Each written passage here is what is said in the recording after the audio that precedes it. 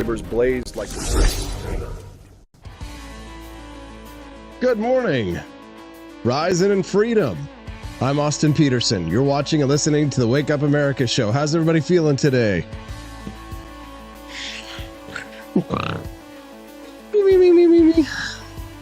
If you are, don't worry. Grab yourself a cup of Founding Flavors coffee and let's hang out. We're going to get you guys awake, ready to start your day. I just saw a comment somebody left on the show the other day. It just gave me such a good feeling, warm feelings. Like, thanks for the good vibes in the morning. Honestly, that was a great compliment because that's what I'm trying to accomplish here. The Wake Up America show, it's colorful, it's bright, silly, it's fun. It's a great way to start your day. You know, maybe it's a little bit more energetic than some of us might need in the morning, but, you know, it works for me.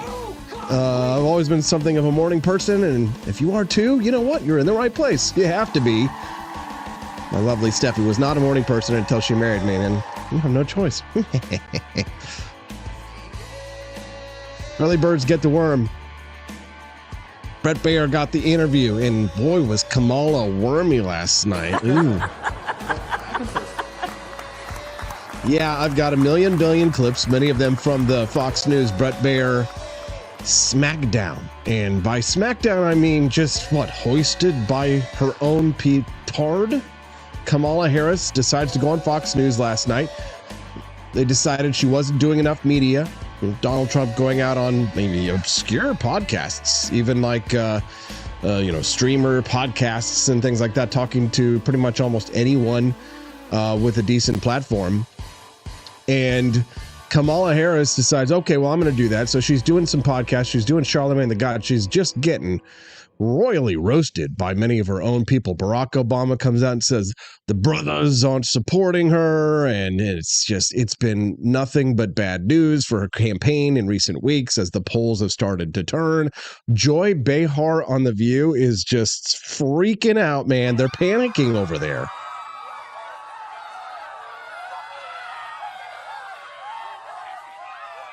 Good morning, Will Run Riot. Nice to see you. Hikaru Kitsune. I had a good karate class last night. Hope you're doing well. Bruce Burt Whistle, LP Inc. staff. Good morning from Raleigh, North Carolina. Good morning. How are you? We're glad you're here.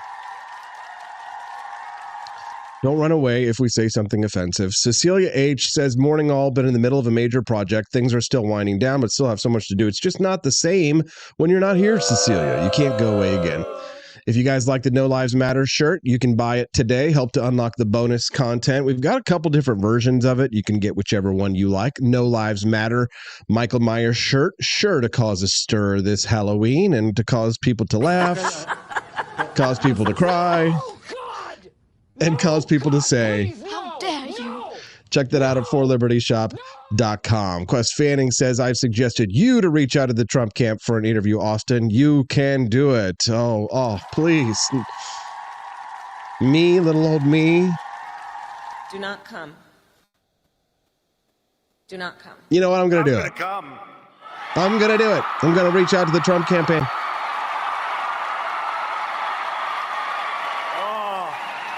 Worst I could say is no. Sidewalk Close says he's glad I'm able to stream this morning. Rumble Studio gave us such an issue last night. They were having a little bit of problems over there. Oopsie. Yeah, I noticed because I'm doing the dress rehearsals for the guys, the boys. Liberty tonight, boys. Liberty tonight. Finally, tonight. Liberty tonight. What the hell are you talking about, Austin? It's too early for this. Tonight and from 9 to 11 p.m. after the second episode of Culturama with Daniela Pensack from 7 to 9 p.m. Central, we launched the brand new Liberty Tonight show starring Brian Piotr and the king of libertarians.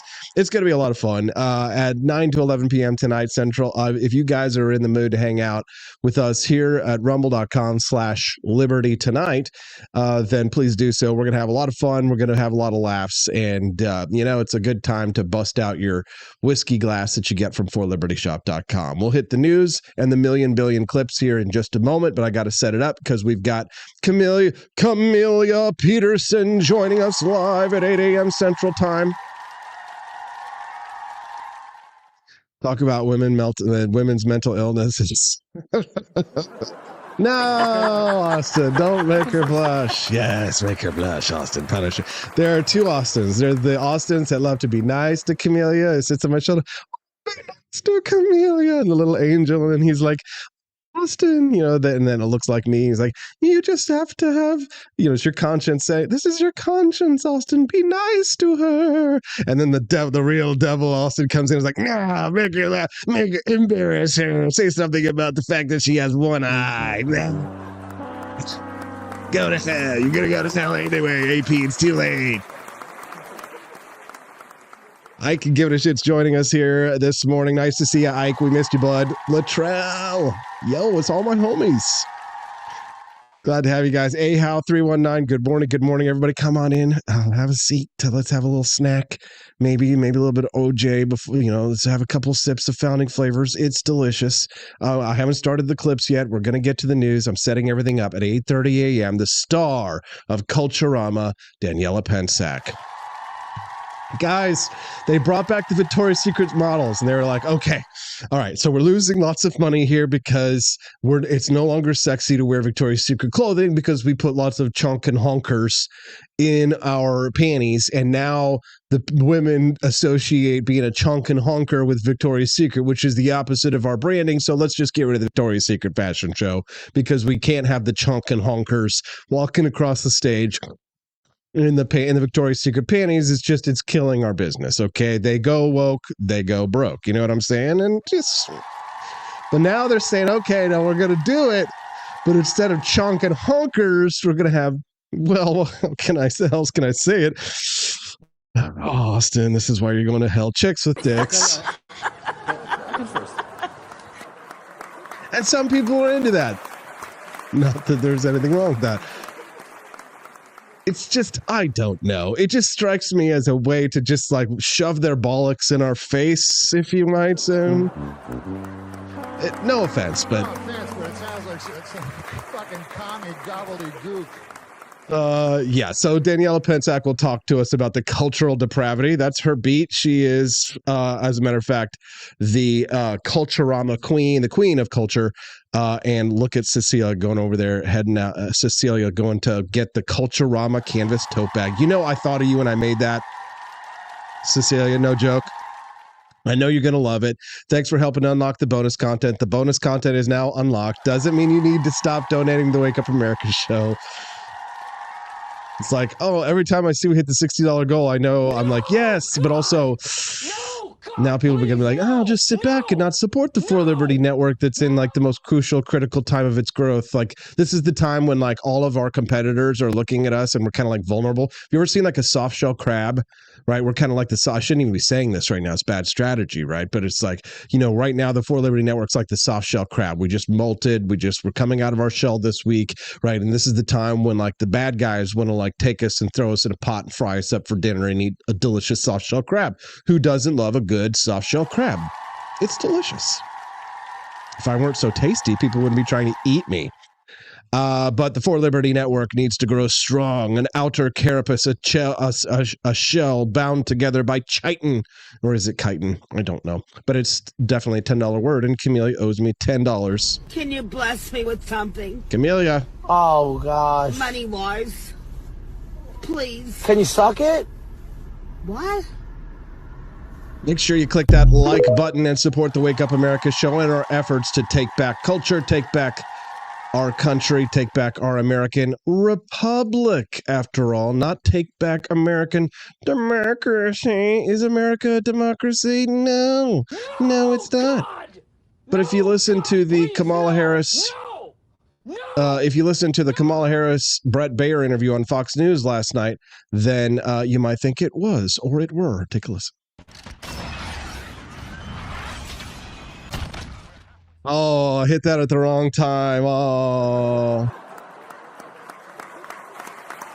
Did I just launch a Predator missile at the potential the next president of the United States? Not entirely sure. All right, I've lost the order of my clips.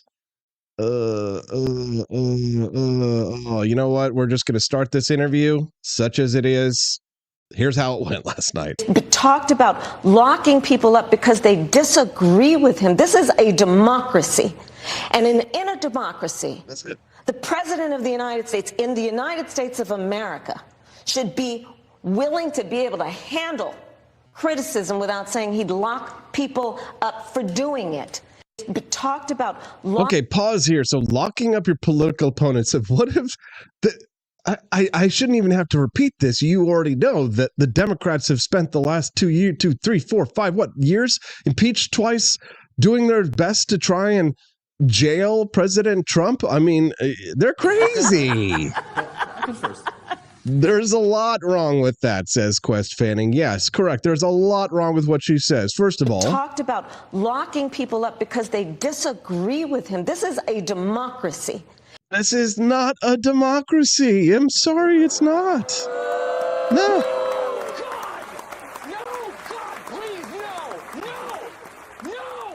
Not a democracy. And in a democracy, the president of the United States in the United States of America should be willing to be able to handle criticism without saying he'd lock people up for doing it. Lock him up like this is. I love it. The party told you to not to believe the evidence of your lies. The Trump campaign is saying that the interview with Fox News last night was basically a donation. Dana, you've been on the other side. You've been on the rapper as a press secretary interviewing a president. And, you know, I'm talking like 4 people waving their hands like it's got to stop. So, Martha, final, I had to dismount there at the end. There's so many things, and she maybe should do more of these. Dana, you've been on the other side. And she maybe should do more of these. That's kind of a subtle jab there, if a jab from Bret Baier. But apparently the Harris team cut the interview short in a panic. This is Bret Baier describing that moment where you got people standing around like, yo, wrap it up. This is not going well. Dana, you've been on the other side. You've been on the rapper as a press secretary interviewing a president. And, you know, I'm talking like 4 people waving their hands like it's got to stop. Yeah, it's got to stop. That's very funny. We're going to talk about this clip a little bit later. This is the Groyper movement, trad Cath, traditional Catholic movement, attacking Vivek Ramaswamy for his faith in his audacity to run for president of the United States. We'll get to that clip a little bit later. Here's more from the Kamala Harris-Bret Baier discussion last night.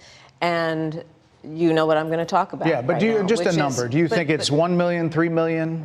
Brett, let's just get to the point. 6 Democrats voted. So are you still in support of using taxpayer dollars to help prison inmates or detained illegal aliens to transition to another gender? I will follow Great the law. Question.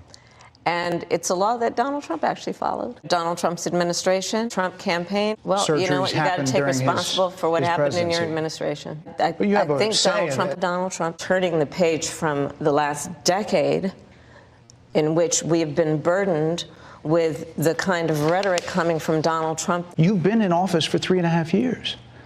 And Donald Trump has been running for office. The former chief of staff to the president, Donald Trump. And in fact, if you listen to Donald Trump, if you watch any of his rallies, he's the one who tends to demean. He's unstable. Unstable? He is unstable. He's not stable. Let me ask you this. She's not. She is feeling very on her back foot. You can tell by her facial expressions here that she is feeling very uncomfortable with having to answer these kinds of questions. Unstable? He is unstable. He's not stable. Let me ask you this. You told many interviewers that concerns raised. Brett, Joe Biden is not on the ballot. I understand. And Donald Trump But is, you talked about it in a few minutes of talking to President Biden at a fund on the debate stage. Donald Trump is on the ballot. I understand. You met with him at least once a week for 3.5 years. You didn't have any concerns? I think the American people have a concern about Donald Trump. Critics just say that you either relaxed or failed to enforce sanctions on Iran, allowing all of this money to flow into Iran, like billions. Let's go back to Donald profits. Trump. And Donald Trump, not to mention how Donald Trump has all of this money has treated and talked about America. This is a super cut from Viva Frey every time she just referred back to Donald Trump. Screaming, shaking, talking about being stable there, Kamala. Talked about locking people up because they disagree with him. This is a democracy. And in a democracy, the president of the United States, in the United States of America, should be willing to be able to handle criticism without saying he'd lock people up for doing it. Okay, let's talk about not being able to handle criticism. All right, let's bomb that stuff and get away. There we go. Oh, okay. Now you're not going to do it, huh? There. Oh, now you're going to do the missile transition predator drone. There we go. So if I hit this button now, the normal transition, which is what I want it to be, I get this. But if I do the transition that I wanted to be there, now the predator drone, I get the pink one. So I got the opposite of what I want. God, sometimes, guys, it's just. I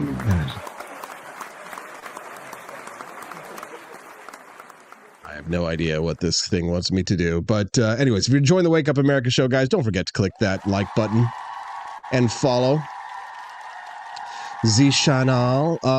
It's been really exciting to see the growth over on X. I got to give it up for all of our Xers. 904 people watching over on X.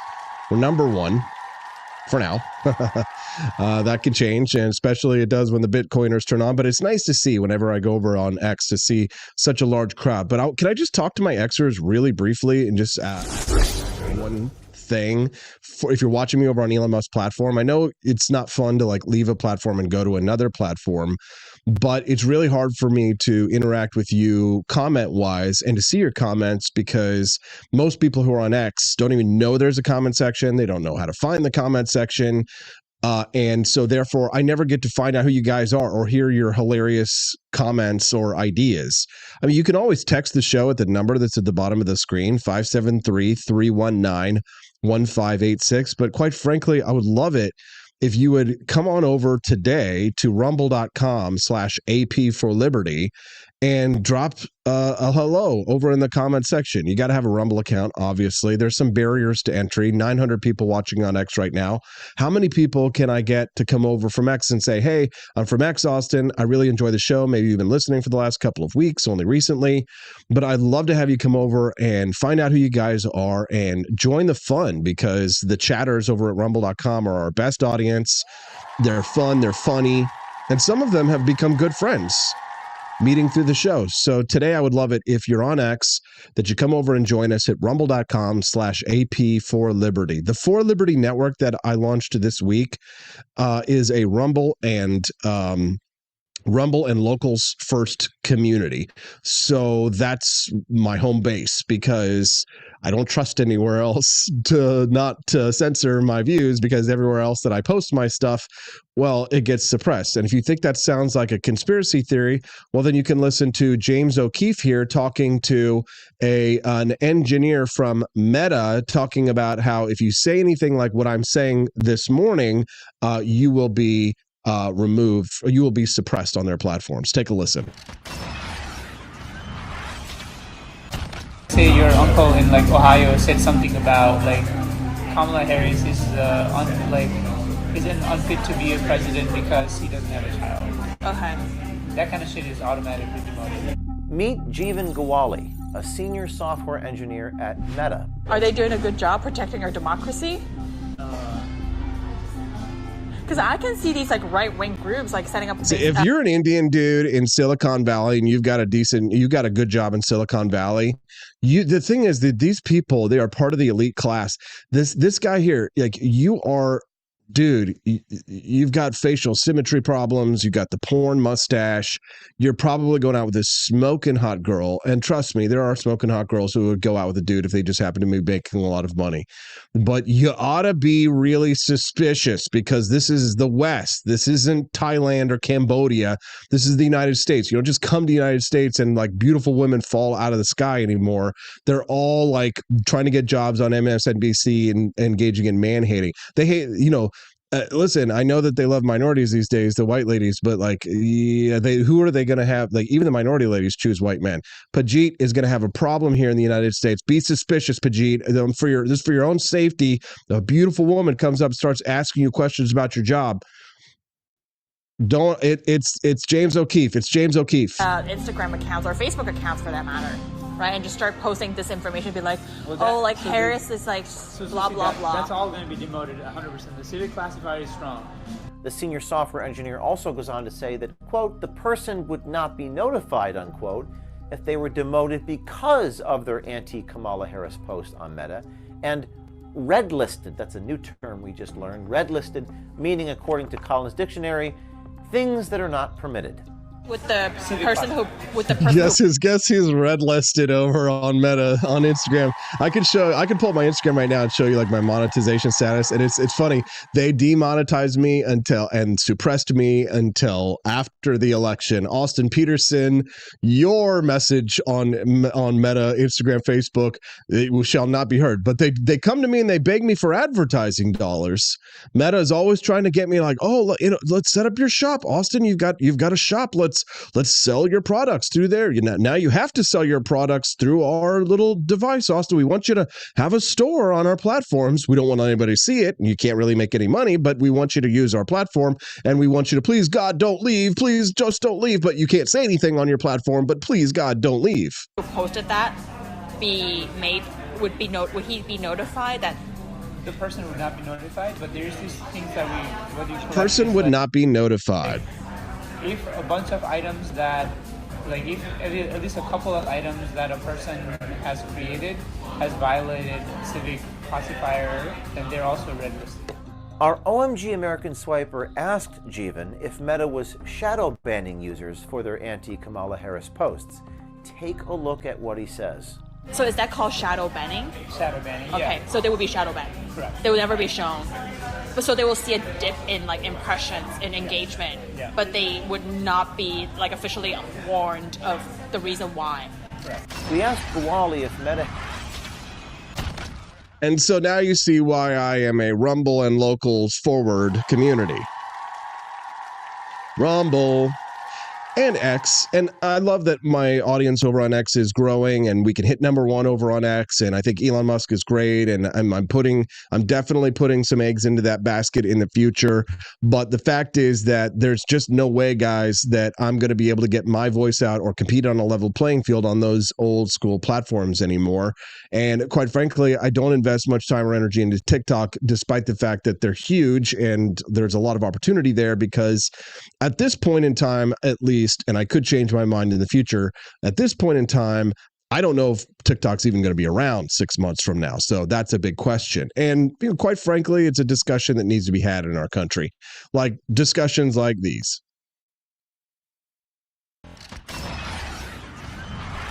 Donald Trump, he's misguided. You say now he's unstable. He is unstable, Brett. He's not well. You say he's mentally not stable. He's not stable. Let me ask you this. You told many interviewers that Joe Biden was on his game, that ran around circles on his staff. When did you first notice that President Biden's mental faculties appeared diminished? Joe Biden, I have watched it. Bro, what a great question, Brett. When did you first notice that Joe Biden's faculties were reduced? Hold on.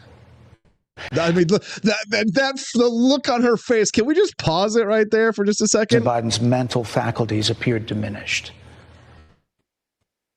No!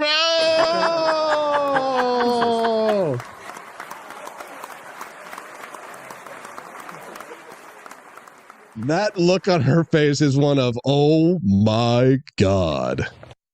Did you see? She paused for just a moment there, right there. Look, Brett.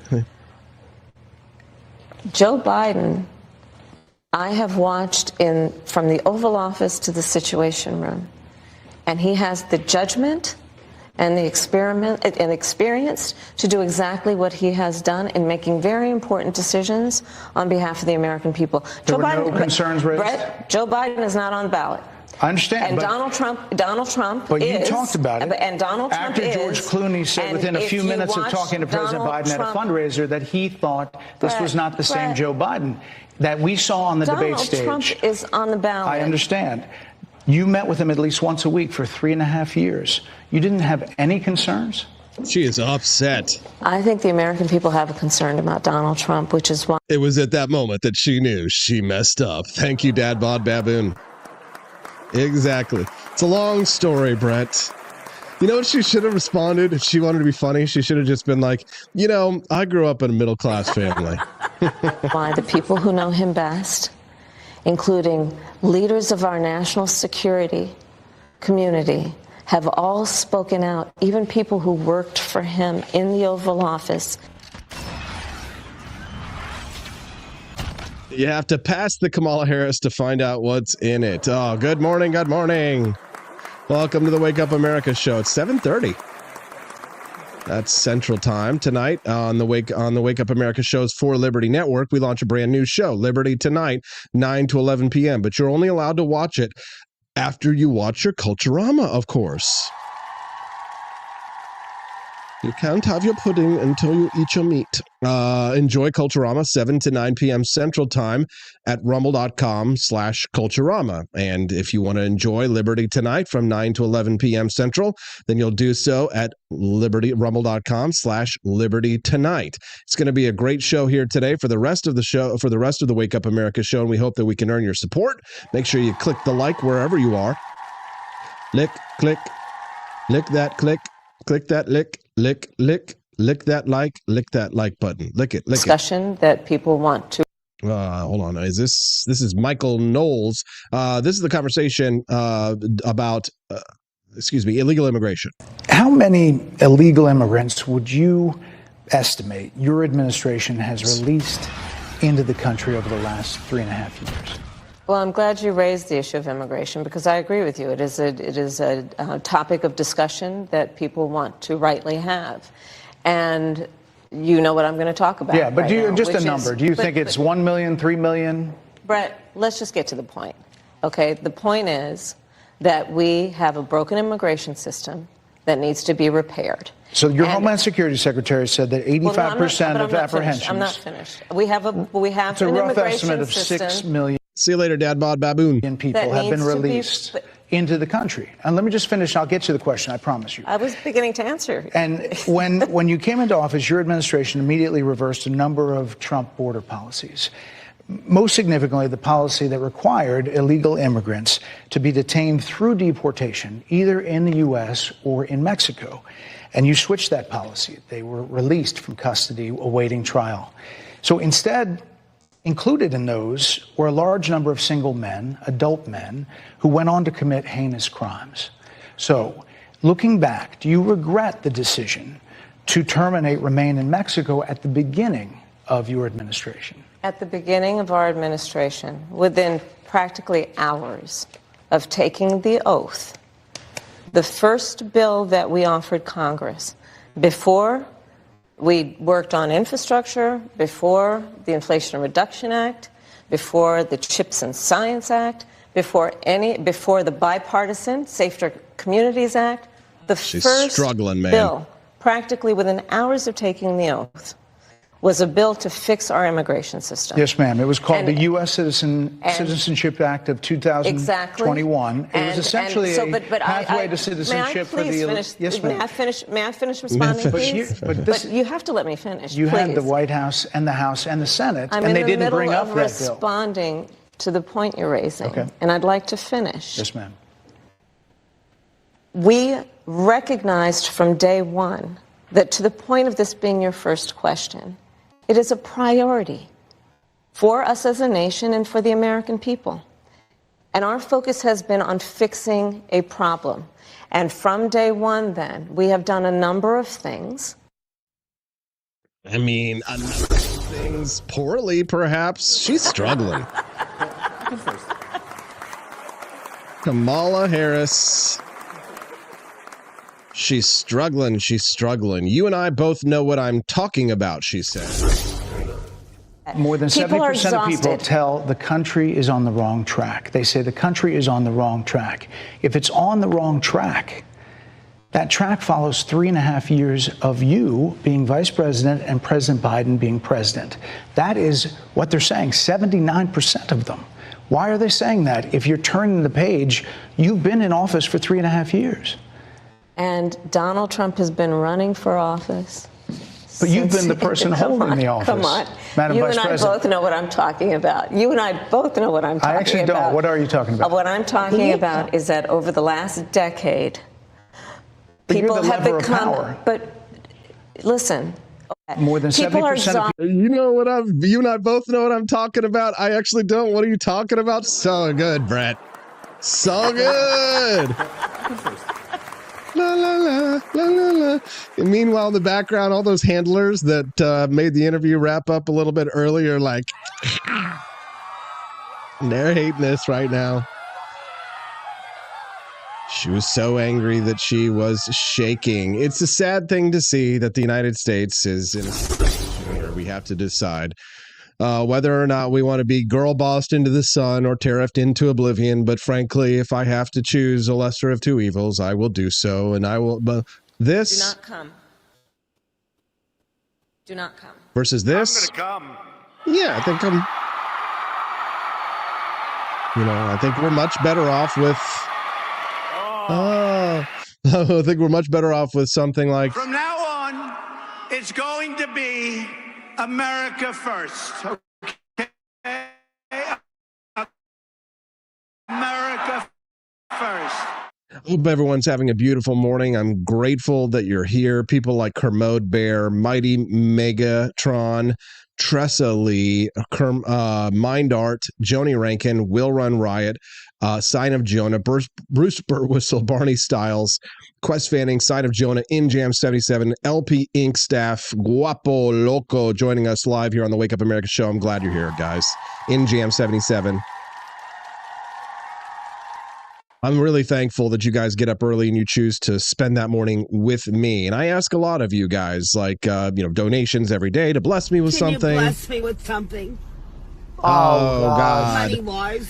And I feel like I work hard to ensure that you get the value for your money. I'm producing not only my show now, 2 more shows, the Wake Up America show, and I got plans for more documentaries, feature-length films, short films, more playwriting in my future. I feel like I'm starting to really break my stride with my creative potential, but there is also now all of this new creative potential that will be unleashed, provided that the financial situation gets to where the network can finance my greater ambitions, right? To get to those documentaries and to get to those films, you have to generate a lot of money. And frankly, like a lot of producers, I really don't want to have to go around begging rich people to come on and to take over all my intellectual property of the scripts that I've written and then screw around with my scripts.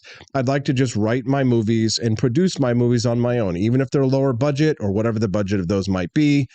I would like to be able to take an idea and bring it to fruition. I want to make a movie about Ludwig von Mises' flight from Austria, fearing the Nazis, and his journey to the United States, revolutionizing economic theory along the way. That would be a very exciting story. There could be some action.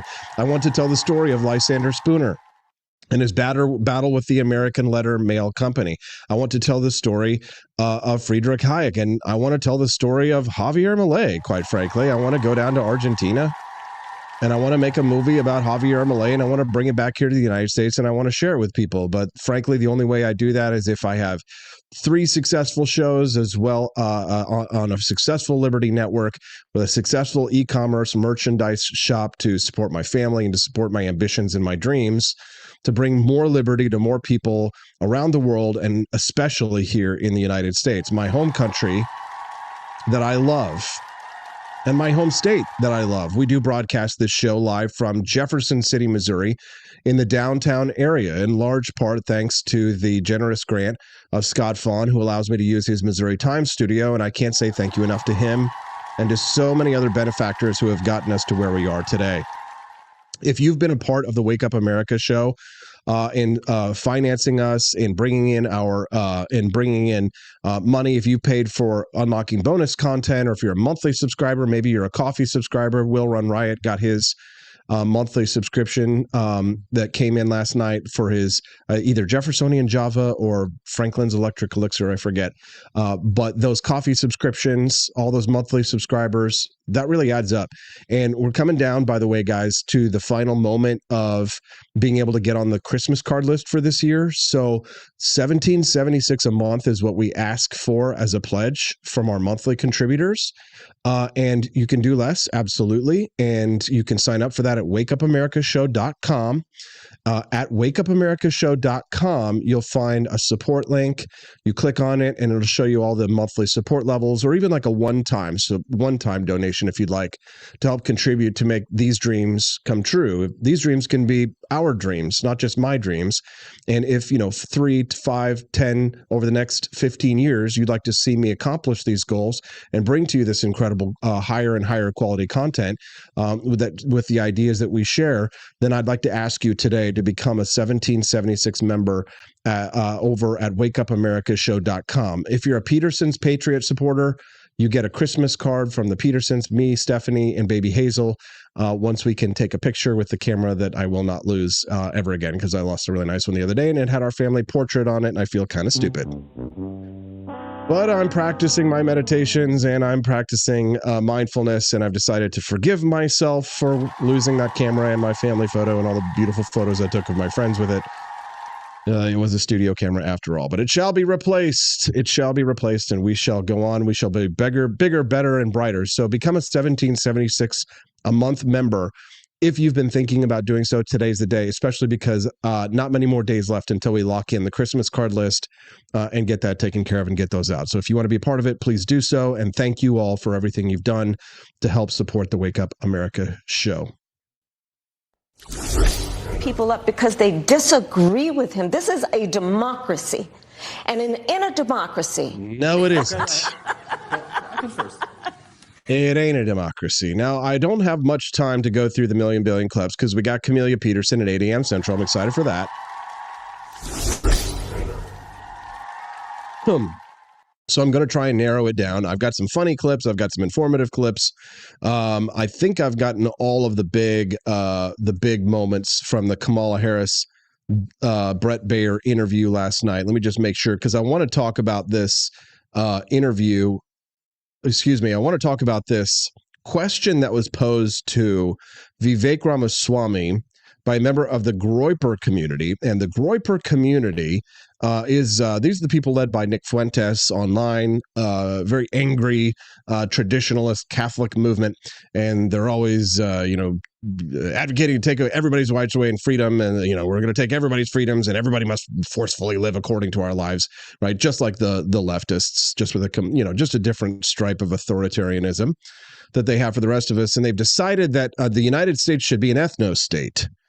And so in that, the consequences, of course, would be that no people like Vivek Ramaswamy could ever become president of the United States because he's not ethnically one of us or religiously one of us, quote unquote. Never mind that the founding fathers set up the United States explicitly being bigoted towards traditionalist Catholics, didn't want them here in the United States, and that it was the United States' open borders policy that allowed Catholics to come to this nation, much to the chagrin of the Protestant majority at that time. And they were very, very careful about ensuring that Catholics didn't have any power here in the United States. It's an interesting dichotomy to see from the Groypers. We're traditionalist Catholics. We don't want immigrants coming to this nation and changing the makeup. What, from what you changed it to, away from what it was, a Protestant country to a traditionalist Catholic, right? So you see that there's all of these. If you have any historical knowledge at all, you can't really be much of a Groyper, or you have to read the history that says that, what Adolf Hitler did was okay and was not a threat to Christianity, but Thomas Jefferson, like they said in this clip, he's a threat to Christianity. Remember, this is an America First movement. Who hates who hates the people who built what America is and what it stands for, the founding fathers. You don't believe me? You think I'm exaggerating? Take a listen. Hi, Mr. Ramaswamy. Thanks for coming to our campus here. I've got a couple of observations that I want to make, and then I was wondering if you would respond to them. So the first one is that throughout the course of the lecture, you talked an awful lot about God and faith, and there were some men that come up here and they ask you about your Hindu religion, but my suspicion is if they didn't mention that, you would have omitted who that God was throughout the course of the entire lecture. And most of the people in this room here would leave thinking you were talking about the only true God, Jesus Christ. And God has a name, and Hinduism is a wicked pagan religion. And it's completely incompatible with America. Most everyone in this entire room. Fascinating. So note that this Groyper, this traditionalist Catholic, stands up and says that Vivek Ramaswamy's faith is fundamentally un-American. Remember what I said earlier about Catholicism being alien to the United States and seen as hostile to American traditions.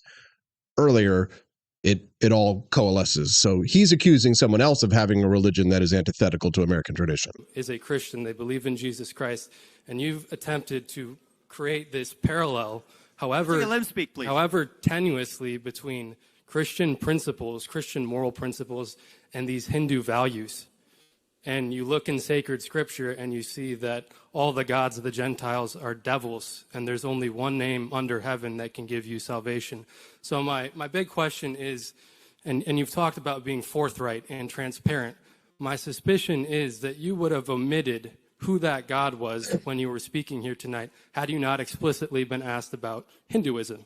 So my challenge, I guess, to you going forward would be to say who this God is. Is it Wahaguru, the one that was blasphemously prayed to at the RNC? Is it one of these? Yeah, the Groypers were really upset that a woman gave a Hindu prayer at the Republican National Convention. I thought it was interesting. Other Hindu deities, or is it our Lord and Savior, Jesus Christ? So that's my question and challenge to you going forward. Yeah, it's okay. You must believe what I believe. I've had a lot harder challenges than this one, so no kidding. Don't pat yourself on the back too hard there. Get him, Vivek. Don't want you to sprain your back with that one. Don't pat yourself too hard on the back there. I don't want anyone going home with the back sprain for that. So let me just level with you, man. You run for U.S. president at the age of 37 as somebody who's been in business, who's actually easy. I ran for president at the age of 34. This thing to call myself some Vic Ramsey and pretend to be a Christian. Got other people on that debate stage last time who shortened their names and called themselves to be a Christian too. I'm gonna man up and tell you who I am, and believe me, your suspicion is off base. Listen to any number of the campaign speeches I gave, over thousands of them over the course of the last year. So we can take the disingenuous accusation off the table, but level with what I do think is an interesting. Not forthcoming with that. You did not volunteer that information. It had to be pried out. Not everybody has to feel like they need to wear their faith on their sleeve. Some people have read the Bible in its entirety, and it said if you're going to pray in a closet. That you don't need to go out and parade your faith out in front of everyone. Some people actually follow the Bible, even biblical scripture, even if they haven't actually read the Bible, or they don't share that particular faith. So they don't feel the need to go out there and wear it on their sleeve. That information. So you mentioned God. That's actually that's actually false. Omitted his name. So let me know when you're done, and I can address your question. Good. So watch about the last presidential campaign of last year, and you apparently have had your head stuck in the sand, where it need not be belong.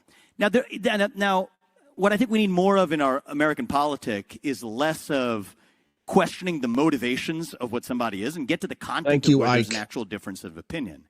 So the question of whether or not somebody of a non-Christian faith can embody and lead the United States of America at any meaningful level, or non-Catholic faith, is an open question. Thomas Jefferson is on the other side of this question from you. Thomas Jefferson was not a traditional Christian. Do you know what the Jefferson Bible is? Theist. Exactly. He's Thomas Jefferson is a a deist. He's an enemy of Christianity. Boom, dude, you screwed up. Now you done messed up, Aaron. Now you messed up. Now he declares, the Groyper reveals who he really is. This is what this movement really is. It's not an American movement. They call themselves America First and pro-West, and yet they shit all over the United States and America's allies at every chance that they get. It's not a pro-America movement. It's a traditional monarchist, European, Prussian imperialist movement disguised as a pro-American values movement. These people are not pro-America because they hate what America stands for.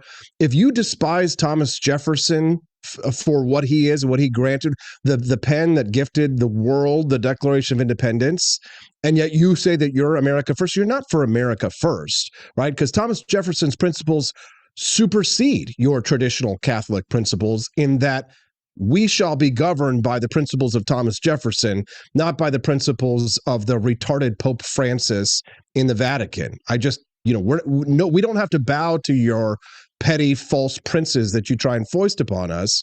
And this is classic, good old Protestant ranting rhetoric, classic American Protestant rhetoric. Pin the note to the church door rhetoric here. And Vivek Ramaswamy's traditions are more American than yours, if you happen to be a Groyper like this gentleman here. So let's let Vivek respond to this. I'll play that back a little bit. We'll go back.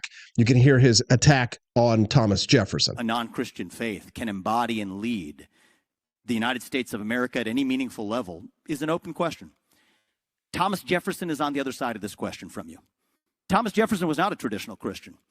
Do you know what the Jefferson Bible is?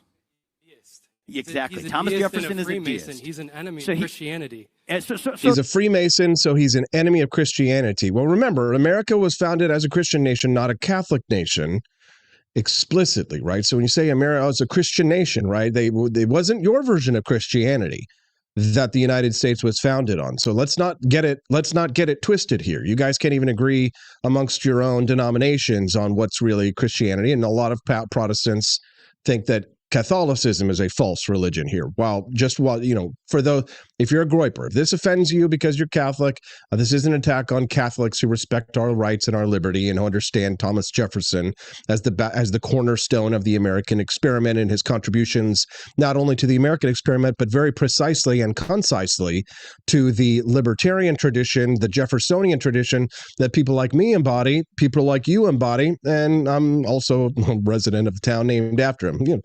Jefferson City. So this is where we disagree, right? Is, as you heard, if you believe Thomas Jefferson is an enemy of Christianity because he is a deist, which is you just bring the microphone so you can confirm that. But yes, you're running for politics in America. Right. And the purpose of politics is the temporal good here on earth. Okay, we're talking about good, and that's an objective thing. Yeah, Joni Rankin, gotta love the Freemason rabbit holes. Like I'm speaking painting with a broad brush here. This doesn't apply to absolutely everyone, but typically when somebody brings out he's a Freemason, he's an enemy of Christianity, that's a sure sign of a lunatic. We need laws that are going to govern society. So you and I have a different point of view on this, and I think that the only point I would make to those who are listening as students, and I'm glad you're stepping up and asking a challenging question. I would advise you to next time leave the disingenuous accusations of motivation to one side, because there's a more interesting exchange for us to have. If you believe that Thomas Jefferson as a deist is somebody who would have been unqualified to be U.S. president, then I guess you and I see the future of the United States of America differently. It so happens that he was the person who signed this document called the Declaration of Independence, which is the greatest mission statement known to a country in the history of mankind, without which the United States of America would not exist. He was the third U.S. president who signed the Lewis and Clark expeditions, without which we literally wouldn't have the United States of America. So, why do you think I'm living in Jefferson City? Thanks to the Lewis and Clark expedition. Thank you, Thomas Jefferson, for Missouri. Missouri means land of the big canoes. You view him as some type of deviant who should have never been in the U.S. presidency. That's a permissible point of view. It's just not one that I share. And my view is very similar to that of Thomas Jefferson, is that it's the commitment to the Constitution that matters whether or not you lead the country. But the beauty of our nation is that we're able to have different points of view and earnestly engage. I respect my libertarian Christian friends. I respect my libertarian Muslim friends, my conservative Christian and Muslim friends. I do not respect my authoritarian Christian friends, just like I don't respect authoritarian Islamo-fascist Muslims. People like Ilhan Omar or Abu al-Bakr al-Baghdadi that Trump famously Predator missile striked. Wait a minute, where's my Predator missile strike? My Predator missile strike is right here, and there it is.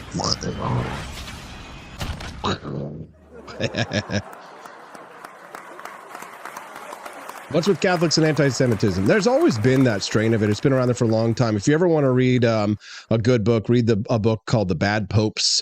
But there's always this strange authoritarian streak that runs through Catholicism. You hear me and Judge Napolitano talking about it on my show all the time on Wednesdays. He's a very strict pre-Vatican II Catholic man who thinks that Pope Francis is a commie and is a libertarian Christian Catholic. He admits he's in the minority, though. There is a very strange and dangerous strain of anti-American posing as pro-American traditionalist Catholics in this country that think that the best thing for us to do is to disobey, they want to obey God and disobey the laws of economics. But if the laws of economics are the laws of supply and demand and of Austrian economics, as I believe they are, then to disobey free market economics is to disobey God, if one were to believe in that sort of thing, which, let's be honest, I don't.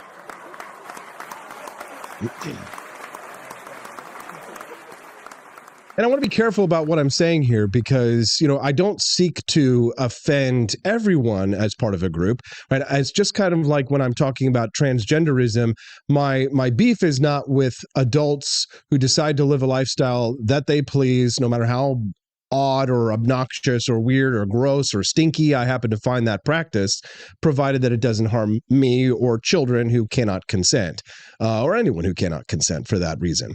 But the difference, of course, is that if you are someone who is a transgender activist or transgender and wish to take away my rights to free speech, then I'm going to have a real problem with you, right? I'm not going to go out there and pick on Blair White for being trans or pick on Sarah Higdon for being trans, but I am going to pick on and ruthlessly mock someone who wants to take away my rights for being trans, because I believe mockery and derision and ridicule and scorn should be poured on those people of that community. They're the problem. They're the ones who want to take my rights away. This is a difficult concept for people to kind of conceptualize and for me to even explain how I look at this, right? But who do I see as who's on my side? It's the people who want to leave me alone. It's the people who want to let me have my rights. It's the people who believe in the principles of Thomas Jefferson and of the original Constitution. And therefore, I apply those same tactics to someone who would be an authoritarian traditional Catholic as I would to a transgender who wishes to take my rights away.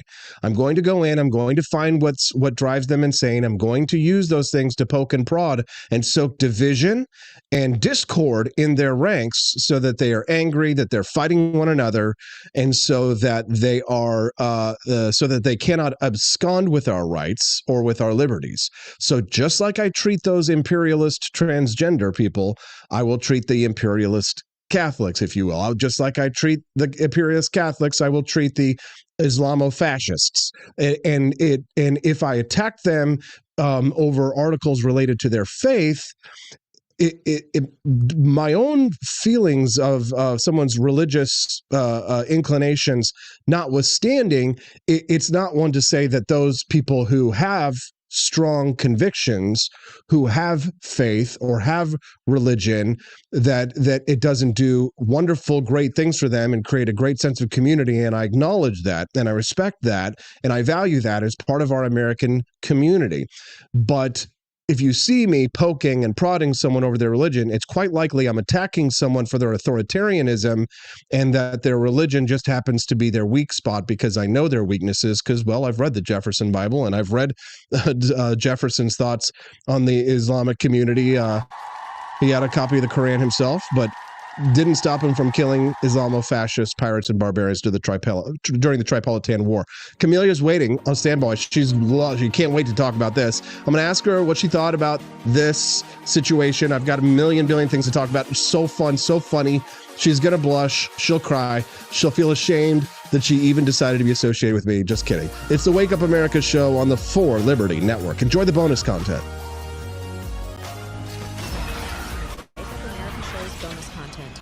Your financial support has helped us make incredible strides in growing our show and the new For Liberty Network. Today, we ask the question, does passive smoking cause lung cancer? The debate over whether passive smoking or secondhand smoke causes lung cancer has long stirred controversy, especially following a 2003 study by UCLA's James Enstrom and a colleague. Their research, published in the British Medical Journal, found no significant link between environmental tobacco smoke, ETS, and increased mortality. The study's findings contradicted the prevailing wisdom used to justify public smoking bans, leading to intense criticism from the public health community. Critics failed to provide evidence of any errors in the study, highlighting how policy preferences can sometimes overshadow scientific debate. A recent study by the American Cancer Society, ACS, echoes those earlier findings, suggesting that the cancer risk from ETS is minimal. The ACS researchers did not emphasize this result, possibly due to the settled public perception of ETS risks. Exposure to ETS is known to cause irritation and worsen respiratory conditions, but evaluating its lethality requires objective scrutiny of scientific evidence. Enstrom and his colleagues' work faced backlash, yet no fraud or significant errors were found to warrant a retraction. Their study involved detailed data collection from California participants of an earlier ACS study, enhancing the quality of exposure information. This reliable data contrasted sharply with other studies that often struggled with accurate ETS exposure measurement. By comparing the risks of active and passive smoking, they demonstrated a clear association between active smoking and mortality, unlike ETS, which showed no significant mortality link. The political response to their study was palpable, with attacks attempting to undermine it before it was even published. Some accused the authors of being influenced by the tobacco industry, despite their extensive public health research background and a declaration disavowing industry involvement. The uproar they faced was unprecedented in their careers. Despite the initial outrage, their study remains part of the scientific literature on passive smoking, consistent with other studies showing weak connections between ETS and health risks. The newer ACS study, published in 2021, reiterates these findings. The ACS paper focuses on reducing cancer by addressing modifiable risk factors, with smoking topping the list, while secondhand smoke ranks much lower. The population attributable fraction for ETS is a mere 0.7%, compared to 28.5% for cigarette smoking.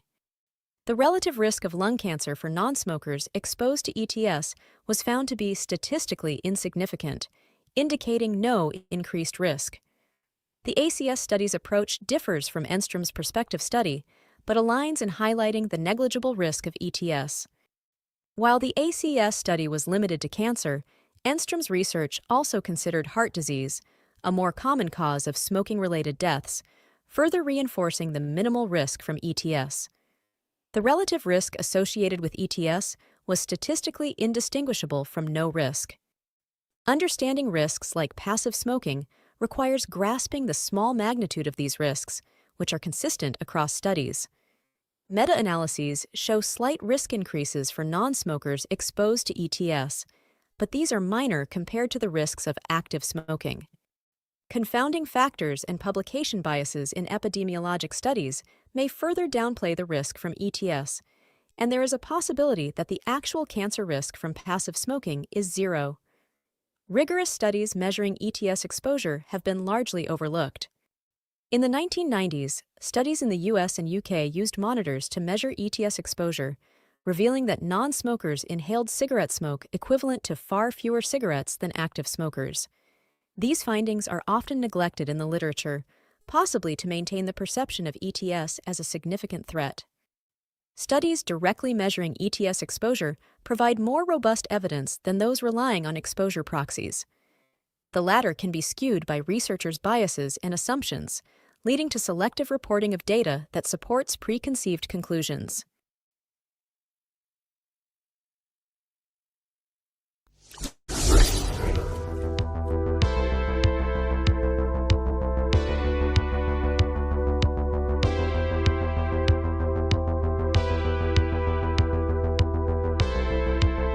Are you tired of the strange radioactive effects of leftist culture? Do you ever wonder what happened to good old-fashioned American values? Well, fear no more, because there's a new force fighting back against the cultural rot of today. Introducing Culturama, a right-of-center talk show that's taking back the future today. Hosted by none other than blonde bombshell herself, Daniela Pensack. She's not just talking, she's taking culture back. With sharp takes, brilliant guests, and a few surprises along the way. Tune in to the live video podcast twice a week, because the future doesn't have to be weird. It can be Culturama. If there wasn't going to be somebody who was a fiery champion of liberty, somebody who would get out there and who would be aggressive, and if they wouldn't do it with more fire or passion than I had, then I would go and I would fight this battle for us. I've fought for the principles that we all share. Parties tend to be secondary to me. We're here because we believe in the principles of liberty. I am not a perfect messenger, but I think I'm a damn good one. This is a replica of our first president's flintlock pistol. You have my full support, my respect, and my gun.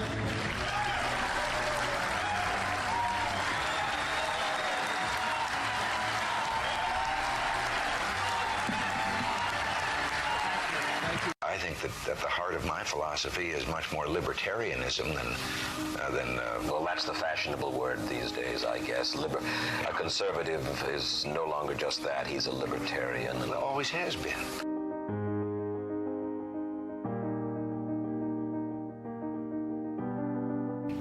Yet any time you and I question the schemes of the do-gooders, we're denounced as being against their humanitarian goals. They say we're always against things, we're never for anything.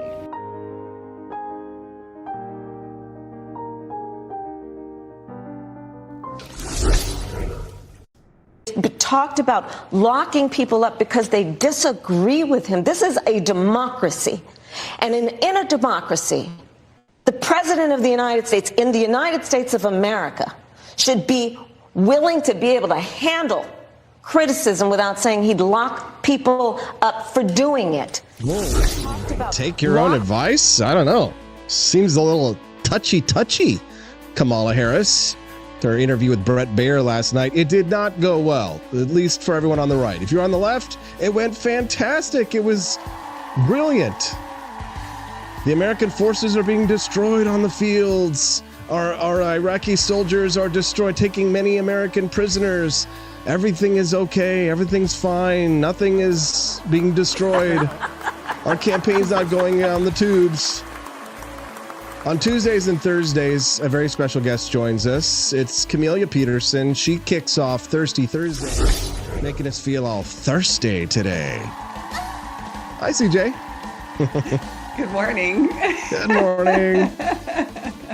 Glad to have you here, CJ. Kamala Harris, this is a democracy, right? And it's kind of like she couldn't be teeing it up any better for us. No, we're not.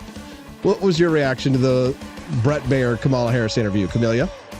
I just, one of my favorite, I've not seen a ton of stuff from it yet, but one of the things that I saw that was just astounding was when she's talking about how bad things are or whatever. And he says, well, you've been the vice president for the last 3.5 years. He was like, who are you going to blame for that? And she's like, oh, but Trump. Like, he's been running all this time. Oh my gosh, he's been running all this time. We couldn't get anything done. Well, I love it too when the Democrats are like, he said he was going to lock up his political opponents. Meanwhile, they're handcuffing Trump, right? They're trying to, they're doing mug shots and stuff of Donald Trump, like as they work to try and lock him up. Do you think that, do they believe their own lies, or is this like really like the grand strategy of the Democrats? They know consciously what they're doing to us, lying to us. Is this like a big hypnotist act kind of thing going on? Don't believe what you see, go to sleep. Is that, conspiracy or idiots? I think probably a little bit of both, probably a lot of just self-delusion, right? Nobody can lie to ourselves like we can. That's true. Well, Camelia, that wasn't the only topic of discussion on the internet yesterday. The clip of Vivek Ramaswamy they call it groyped. If you get a groyper asks you a question and sounds like a retard, and then the groypers call it a win, then they say you got groyped, and it's just kind of like, dude. This could be a 2-hour discussion because I know that Thomas Jefferson is your homeboy, just like he is mine. So when somebody like gets your boy, you're gonna kind of puff up your chest and get a little mad. But I wanted to hear what they have to say. But this Groyper attacks Vivek Ramaswamy over his Hinduism, suggesting that it's out of line with American values or the American good. It's not compatible with the United States and specifically governance. Your take? Well, I mean, first of all, he just, it's so, I love to watch Vivek Ramaswamy handle these people, and handle is the word for it because that's what he does. Like this kid was so far out of his league that it wasn't even funny. But, Vivek has never minced words about his religion. He flat out says it in there that he knows that it's been a challenge for the American people to accept a president who is not quote unquote Christian. But, a lot of people don't understand Hinduism. And so one of the things he pointed out, though, is like, he has, there have been all of these other people, all these other politicians running who get up there and tell you, I'm a Christian and I go to church and blah, blah, blah, blah, blah, but like in practice in their life, not so much. Right. And so he's like, at least I'm being real with you. Like you're getting the truth from me. I'm not trying to pretend I'm something that I'm not. And which I love that because that's probably my number one pet peeve with politicians is when they use religion as a tool. Like I loathe that. And like, that's what gets me in trouble on my own side sometimes, because if my own side does it, you better believe I'm calling them out on it because I detest it. And we should be better than that. Is it fair to say, because the Groyper is saying that Hinduism is alien to American traditions, therefore they should not be elected. Would it be fair for someone to say, maybe who was a Protestant, noting that the founding fathers of those who were not deists, that they were Protestants, is it fair to suggest then that the Groyper would be hoisted by his own petard, noting that Catholicism was also an alien religion to the government of the United States? I mean, is that a fair criticism to suggest that, if it weren't for the open borders, we wouldn't have had all these Irish Catholics, and the founders and many of the original people who built this country were very concerned about Catholics having too much political power in this country? I mean, it's a fair criticism, wouldn't you say? Oh, 100%. I mean, that if he's going to use that logic, by all means, yes, use it against him. And it's this idea that I know that there's lots of controversy about and discussion about whether or not all of the founding fathers were Christian, whether or not we were founded as a Christian nation, quote unquote, so to speak. And, were we founded on principles that are based in Christianity and found in Christianity? Of course, nobody should deny that. But you will find those same principles in other religions as well. And people came to this country specifically so that they could have the freedom to practice the religion they desired. And I don't know how anyone can look at Christianity as a whole and see the divisions that exist even within it, whether it's Catholicism or Protestantism. I mean, Joe Biden's a Catholic. Yeah, but he loves abortion, right? I don't know how you can look at that and then think that, oh, well, we can't have any differences anywhere else, because the reality is that this is why our founding documents are the Declaration of Independence and the Constitution, why they were written the way they were, is to allow that freedom of religion. And so it's do you think that this speaks to a deep-seated insecurity on behalf of this Groyper movement, these right-wing traditional Catholics? I mean, it seems as if there's an anxiety there, right? That they need us to believe what they believe. I never understood that. I mean, I understand the evangelical aspect. I was raised in the Southern Baptist evangelical tradition, spread the good news. And there were always people who were willing to take the Bible and beat other people over the head with it and stuff like that. But those people always seemed to me to be the most insecure in their faith. The most comfortable, confident people in their faith were the ones who were the most quiet about it.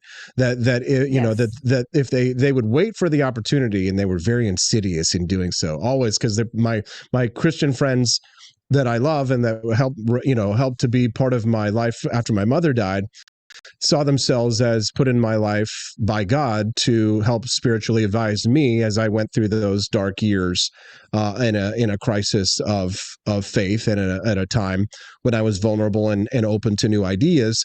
People like my best friend's mother, who loves Jesus, would not beat me over the head with the Bible. But when there was a moment of opportunity that was presented to them, then they would share their faith or ask about Jesus, or, I remember specifically, my mother's best friend said that she could tell that I had lost my faith because she said she saw it on my countenance, right? That in my face, you could see that I had changed. But, a situation like I went through at 15, I think people, might understand. But now I have an intellectual underpinning and a basis.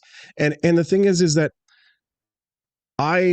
I don't think it's unfair for me to suggest that I'm not necessarily looking forward to a Hindu president, but I am looking forward to a president who is openly non-religious, just because it's just like with Donald Trump kicking the social conservatives' butts. I don't agree with Trump on abortion, but I think that it's good that the Jerry Falwells of the party aren't the majority, right? It's good that we don't have to listen to the Groyper types when it comes to politics or religion or government. You can be informed by your faith all you want, but I really just sometimes enjoy not being subjected to it. Like, people just don't understand sometimes how fucking annoying it can be, right? I want to be nice. I want to keep my mouth, and I keep my mouth shut, and people are having these conversations in faith. I bow my head when people pray. I try and be respectful to other people's faith, but I want to be free of it. I want to be free from it. And freedom from religion should be an American value as well. I don't like cults. I don't want to be a part of any cult. I wouldn't be a part of any group that would have someone like me as a member. So there you go. Camelia? Jerry Falwell Jr. Was the first person to block me on Twitter. Oh, yes. That's funny. Yes. And so, but the Jerry Falwell Juniors that is the danger of religious figures getting into politics. It becomes a grift. And it is not about your faith. And the thing is when it comes to the Groypers, you're right. It's an insecurity because they lack power. And what they don't understand, and honestly, if I'm going to throw their faith back in their face, I'm going to say, you lack power because you are not confident in your faith, and you're not confident in God to prevail, regardless of what is happening, in the halls of power, in Washington, D.C. This is really, it's a weakness that we are seeing culturally too when it comes to the abortion issue, in that they have failed to share their faith in a way that is effective. Like, you cannot force religion onto people. You have to show them that there is value in it for them, and there's a reason why. JD Vance said this. JD Vance said this when he was talking about the abortion question, because he was asked about Trump's position on abortion, and he's talking about, hey, we conservatives have not done a good job convincing our fellow Americans about the superiority of our views. You can only you can sit on a throne of bayonets, but you cannot sit on it for long. You have to convince people here in the United States, at least for now. You can't just completely and totally steamroll everybody and force everyone to believe what you want them to believe and live according to the lifestyle that you choose to live. The left doesn't understand this, obviously, because they are doing everything to force every aspect of their sexuality into our homes, into our lives, into our culture, into our children's lives. And of course, now they cross the line into our public education system. We've got to deal with them. We're almost the biggest show on Twitter today. Today, it's huge. X. It's huge. It's a massive audience. 2,500 people watching us live over on X.com. We're so big. We're so damn big over on X.com this morning. We're probably offending. This just means that we're offending thousands more people than usual. That we're almost as big as the Bitcoin boys this morning. That's huge, because it's hard to compete with Bitcoin. Yep. Camelia, Culturama it's like tonight. A religion, right? It's like a religion, right? Camelia, Culturama tonight. We had it Tuesday night. Daniela did a fabulous job. Yes, she did. And tonight, are you excited for the Liberty Tonight boys? I am. That's all in one week too. It's so much.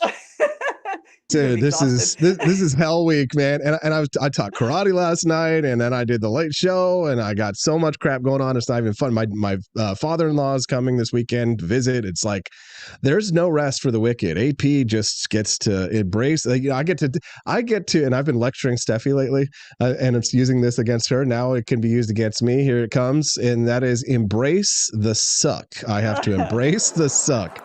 But it doesn't Money don't suck. grow on trees. That's right. But that's fine. It's okay. I love it. I signed up for it. I'm having a great time. Sleep When You're Dead. Tonight, the Liberty Tonight Boys launch. Liberty Tonight, 9 to 11 p.m. Central Time. It's going to be fun and funny. They're great. That's awesome. We've got a lot more great content. Daniela Pensac's going to join me here in about 12 minutes. We're going to talk about the Victoria's Secret going balls out with the trans models. But I had another couple of topics for you that weren't into. Speaking of the trans question, I've got a couple of stories here. But I think this one has the most potential to make Camellia blush. Here it is. Hold on. Let me pull up this clip real quick. Listen to this, Camellia. I want to get your reaction. Here we go.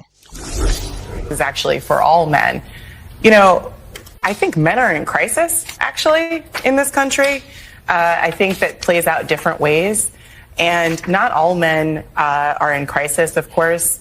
And not all men are just at home listening to Joe Rogan, being angry or being recruited to fascism. Some just need therapy, like we all do. I go to therapy. That's great. But I think we need to have a real conversation about that rather than allowing this kind of drift toward this faux masculinity that we see Donald Trump evincing. And what I see. Amelia? She talks too much. She worries me to death. Somebody needs to tame that shrew. Oh, yeah. I don't like boys, you cannot fix her. Don't save her. She don't want to be saved. But seriously though, it's amazing. You know, Stephanie, she's in therapy, right? And I was telling her the other day, I was like, I love you. I was like, the reason why I would not recommend someone to therapy is not because I don't think it can be helpful for some people. It absolutely can. But I was like, 9 out of 10 therapists are not like Steffi. Like they're women like this, or they're people who are confused about their own sexuality, have their own obnoxious problems. And what I've seen and what I've heard, peeking over Steffi's shoulder for her trainings and her lessons, that industry, the mental health industry, is completely captured. And they want to put men into this industry, not because they want to heal them, but because they want to control them, turn them all into the white dudes for Kamala Harris, gay boys who eat carburetors for breakfast, and who give Kamala their full-throated endorsement. I did not need that image, but okay. No, so that's, communication. Good communication is a good thing. Talking something to death does absolutely nothing. And so much of therapy, I think, is what that becomes is people basically just want a sounding board. They want somebody to talk to listen to. Then they're not always interested in doing the serious work of, fixing themselves, so to speak, right? That's uncomfortable, and it requires you to look outside of yourself and not worry about other people and not blame your problems on other people, because that is kind of, everybody's got their trauma, so to speak. Okay, well, you can blame, your issues on the trauma you have and the way you grew up, but you can only do that for so long. At a certain point, you have to take responsibility for yourself and make those changes. I mean, you have to see it and then you have to do it. So I think that, when she said that she was listening to men getting angry, listening to Rogan, I'm like, have you ever listened to Joe Rogan? Like, I would not call Joe Rogan an angry man, right? But the thing is it possible, let's go with her premise and suggest that maybe some men would benefit from seeing a therapist. If they got to see Steffi, they'd be very lucky. But is it possible men could be in a crisis and then women are completely okay and doing just fine and totally unscathed by the fact that half of the of the human race is in a crisis? And are women, you think women are okay right now? If men are in a crisis, are the women doing just fine? I don't think the women are doing just fine. I do think, though, I just saw a stat last night. I don't recall what it was, but I think, in the last 2 decades, maybe it was less than that, but they talked about the number of men who committed suicide vastly outnumbers women. It was like 500,000. It was insane. And so that is, clearly there is an imbalance there, and clearly something is wrong. But do I think that women are just doing fine? No, because whether it is a fad to have a mental illness or mental issues or mental health problems, right? There are lots of women who are going to therapy and getting diagnoses and medicating. So, I don't know. Is it a difference in that men aren't doing the same treatments? Maybe. I don't think so, but I'm not sure that those treatments are helping women either. So I think that obviously we've talked about this before, that feminism has come at the expense of men, and that is not how it should be. And some of the very original feminists, that is not what they wanted. There are papers that are written reflecting that, equality doesn't have to come at the expense of men.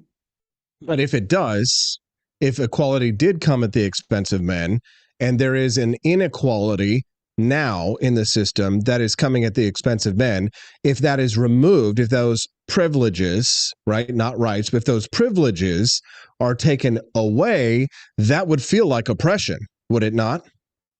Sure, of course it would. I mean, you're used to special treatment. Sure. I mean, and the thing is that it's just like with affirmative action, right? We just undid affirmative action, and prior to that, there were lawsuits, right? Because it was resulting in another class of people being oppressed because of trying to prevent somebody else from being oppressed, right? It's just like now we have, with racism, we worked so hard to do away with racism that we've gone full circle back to racism, just with different people. Camelia, just speaking on average, would you say that women, modern women, Western women, would you say that they struggle with the concept of accountability? I think so. I mean, why? I don't know. That's a hard question, probably a complicated one, but I would say the first thing that pops into my mind is kind of, we've had this sort of cultural, even within the church too, I will say, we've had sort of this cultural norm for the last several decades that, women are pedestalized, they are weak, they need to be taken care of, right? And there is the whole princess, thing, daddy's princess, can do no wrong, and parents, don't, if a teacher criticizes their children, it's never the child's fault anymore. It must be something that the teacher is doing wrong. And so especially, I think, with girls, there's not been that push to look, you are responsible for your own actions. There's not going to always be somebody to step up and take care of you and rescue you from your own mistakes. And so I do think that has been, I think, a cultural thing that has been ingrained in us for quite a long time. And I mean, not even just the last few decades. I mean, think about the Victorian era, right? Lay your coat down for the woman to so she doesn't get her shoes wet in the mud puddle. I mean, there was definitely would it be better for us? Would it be better for us to go back to a time like that, where then you got the would you rather go back to that and then have the coat draped over the mud puddle, but you are in a secondary position to men, right? You're not CEOs, you're not the heads of boards, you're not getting elected to high offices and things like that, and you get all the privileges? Or do we need to go forward to a situation where you'll be dominated by men naturally because our natural advantages will allow us to put on the field of battle in corporate situations where you get no DEI, you get no thing. Oh, you would rather have that level playing field and fight like a man in a man's world, because there's the artificial man's world where your privileges are officially restricted, and then there's the real world where your privileges will be automatically restricted because you're just not going to outfox men in certain ways, in certain situations and contexts. You're just not. Sure. And I think we need a meritocracy. I don't think there's any way we're going to be able to go back. So I It's think not the good for only you. way is to go forward. Meritocracy is very bad. Meritocracy is very bad if you're not as capable, and women are not as capable of certain things as men. And that's okay, right? So, and yeah, well, when we talk about, so this is something I was just thinking about this morning, actually, because when you think about the role of women and, how we've gotten away from women staying at home or working while they're staying at home or going out into the workplace and putting their kids into daycare. And when I think about that in terms of society and the roles that women play, and for me too, this is a very personal thing for me because I spent so many years being a stay-at-home mom. And a lot of the things that I did, and I was thinking about this in terms of like returning to the workplace, that you have no resume, but it's not that I wasn't doing anything during all of those years. The things that I was doing during all of those years were a lot of church involvement. I did a lot of organizing. Like I started a pro-life group here in the community. I did a ton of volunteer work, and I couldn't help but thinking like, what happens? I mean, that's one of the natural outcomes of things that women are able to do when they stay home and even with their children and they're not in the workplace, is they fill those much needed roles in society of, doing that outreach work and that charitable work and all of those things that make us nurturing, yes. Helping to grow, to raise the next generation of leaders, being mothers, right. But, if you want to eschew that and do more of that, then we'll get more of what we've gotten. We have to have difficult we have to have these difficult conversations because otherwise, we'll continue the suicide epidemic. Men will be in a crisis and women will struggle too, and we'll continue our civilizational collapse, which is a great way for me to— big government. and more big government, right? And more daddy government, save me, which is a great segue to Daniela Pensack joining us live in 5 minutes. She's the queen of culture, Culturama. Camelia, anything else you want to share before we go? No, I'm so excited for Daniela's new show and the other new show starting tonight with Liberty Tonight. Good luck to them and good luck with Daniela on her second one. She did great on the first, so I'm sure she'll be great tonight as well. Absolutely. Thank you, Camelia. Follow her at Rare Camelia over on @ We are dominating this morning. Well, we were until Mario Nawfal, the biggest live streamer in the entire freaking world, decided to go live this morning over Hamas and Israel. I guess that's important. I guess.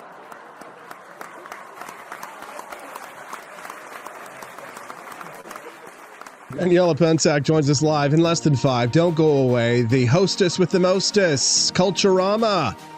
Streaming live tonight, 7 to 9 p.m. Central Time. Daniela Pensack joins us for Thirsty Thursday to talk about Victoria's Secret going balls out. Yeah, trans models. On the Wake Up America show on the 4 Liberty Network. Wake Up America show's bonus content. Your financial support has helped us make incredible strides in growing our show and the new 4 Liberty Network.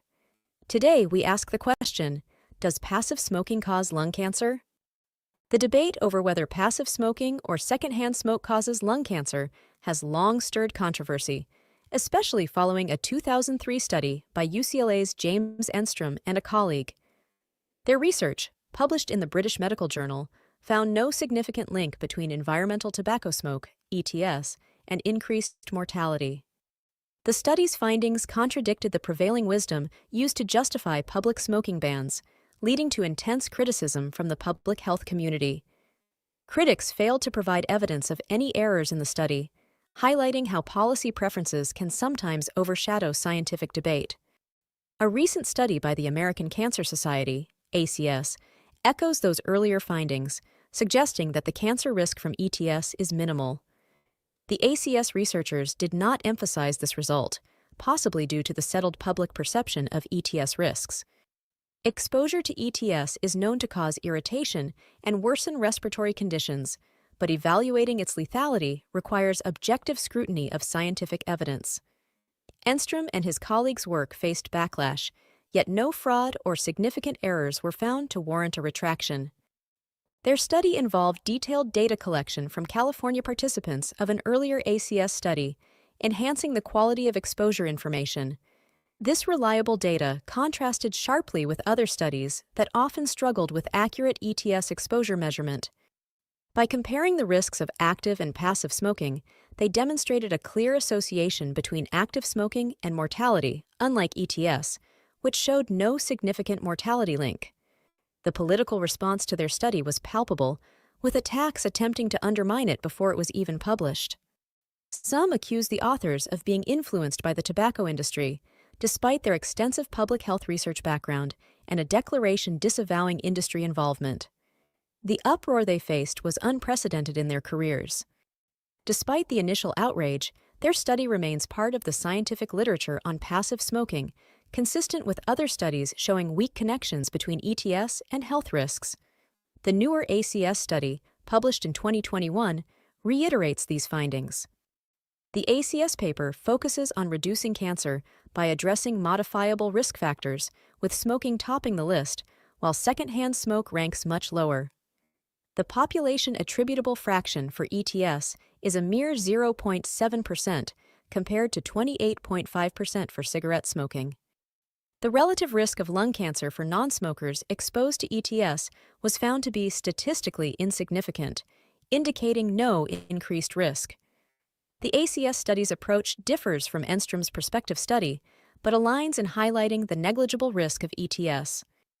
While the ACS study was limited to cancer, Enstrom's research also considered heart disease, a more common cause of smoking-related deaths, further reinforcing the minimal risk from ETS. The relative risk associated with ETS was statistically indistinguishable from no risk. Understanding risks like passive smoking requires grasping the small magnitude of these risks, which are consistent across studies.